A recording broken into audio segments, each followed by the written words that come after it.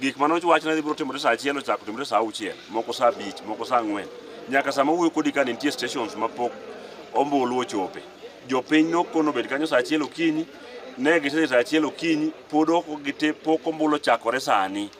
And wawuondre ni yiero ni otime maber. Jok manoket kaka POs, most of them gin make one candidate. Mane gimo realize. Training no otimnegi ma proper. Nikech jomoko nyaka saa 3 pok obiro kao the ballot boxes and the ballot papers. Ka wapenjo gi reason to ikone gi medhe wan tawea ogochne gi kinyi sani.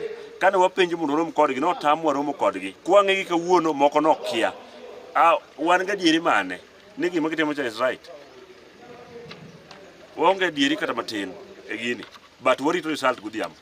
Wamiyo gi report and in very clear information. Gitim free and fair. If it is not free and fair, ka ok ubedo ombulu monego go, wadhi tamore kaka jo Kasipul. To ka watamore, gibiro ne rito yiero ma 27. Jo Kasipul no se turn out gimonde seto gokinyi saa 4 pok oter ballot papers. Jo Kasipul modok dala wakwani ka giyie to gidhi go ombulu. Mae sama odo pogodo corruption mar kwalo kura. Wadwani mondo kura go maber mondo wager party wa. To ka ok gitime maber, jok mochung' ne yiero to waketho party mar ODM. Ma en polling station mojwando. Kura ochakore maber maonge ng'ikni moro amora, kata obedo ni deko matin nitiere to kura dhi maber.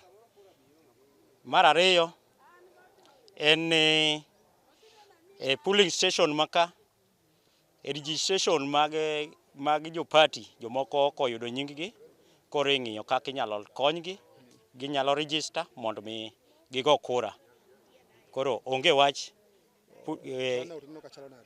turnout to ni piny ka kolinganisa kod gine mokalo, yiero mokalo, ok ane ka turnout ber.